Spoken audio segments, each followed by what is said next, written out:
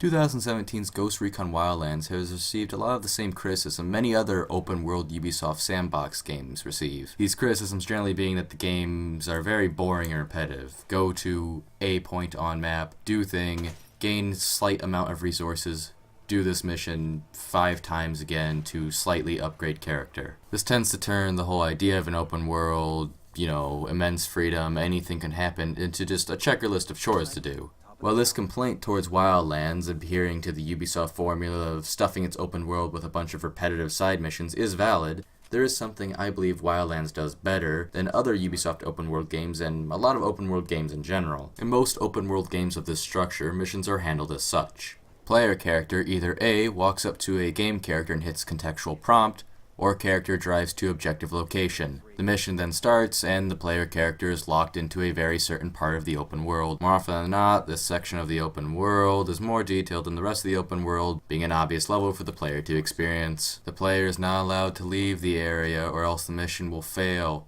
The player must either complete the mission or abandon the mission to return back to the open world. This has the negative effect of making the game's world and the game's missions feel like they exist in separate spheres altogether. You're playing a hopefully well-designed level, or you're exploring the world itself. This also has a knock-on effect for the believability of the world. Rather than missions being events in the world because they exist in the game's world, missions exist because they are simply levels for the player and do not load until the player shows up and does some sort of event to trigger them. The missions of Wildlands don't suffer from this issue. Quests in Wildlands either always exist, or become available once the player's character learns about them.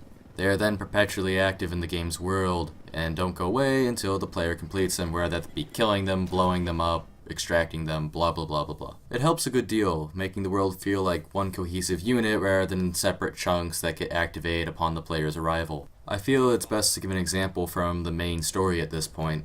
Mission briefing. Your squad, consisting of 3 generic white guys and token black dude, must break into a mercenary compound and infiltrate the prison complex to find an informant. You're trying to extract information on the whereabouts of a high-ranked military general, so you can meet up with him and try to convince him to join your side in the war. Alright, mission plan. What are we gonna do?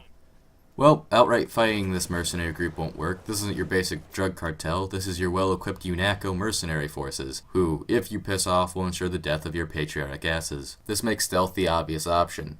So how will we proceed about this? If we treat this level as its own entity and ignore the open world around us, then we'll do the basics. Recon our way in, take care of any enemies that might give us trouble along the way, and stealth our way through the rest of the mercenaries in the base until we get to the objective. Easy in, and hopefully easy out. But hang on, kiddo. This isn't just some level. This is a military base in an open world game, and that prisoner isn't going anywhere. Another way to infiltrate this military base is just to completely run away from it. We're not cowarting out. What we're doing is we're going to a major road in the world, and we're going to ambush one of these mercenary patrol groups. After forcibly commandeering a vehicle, we'll be able to drive said vehicle straight up to the mercenary base, to which the gates will just open up for us, recognizing us as a friendly unit. This isn't just something the player will do for the fun of it. This is a very efficient way of getting through the base itself. It allows the player to get through the entire military base and go straight to the prison complex without raising any alarms. Interacting with the world itself allows the player to complete this base far quicker than if they had just treated this level as a separate entity.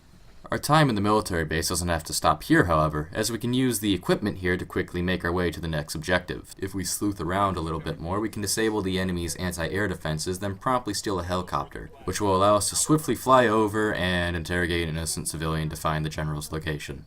If you're still not convinced how connected the world and missions of Wildlands feel, then let me give you another, more goofy example. When dispatched to assassinate a corrupted minister, my friend and I decided that instead of outright killing the target, we should eliminate him in a more unconventional manner. This game allowed my friend and I to stuff the target in the back of a minibus, drive said minibus for 15 minutes across 3 different regions to a high cliff, throw the minibus off a cliff, be surprised that the priest survives said fall, and then fly him over to a runway where we ran him over with the propeller of a monowing. This is the only game where I can say I killed a priest with the propeller of a monowing. Once again, this isn't entirely just for shits and gigs. The plane we used was part of a different mission, so we used the equipment from one mission to kill the objective from another mission. A task that should have taken me and my friend about 3 minutes took us 45 minutes, just because we decided to use the resources in the open world to complete it the way we wished to do it. While 2017's Wildlands has a whole heap of design flaws, I can appreciate that rather than segmenting the missions and the world from one another, the whole game is just seamless. It makes the open world feel like an interconnected world rather than a bunch of unrelated events. If Ubisoft is going to continue to make these open world sandbox games that all feel very similar to each other, which they probably will continue to make them because of all the money they make, then I hope they look at Wildlands' interconnectivity between its world and its missions and use that as the design template for their future titles.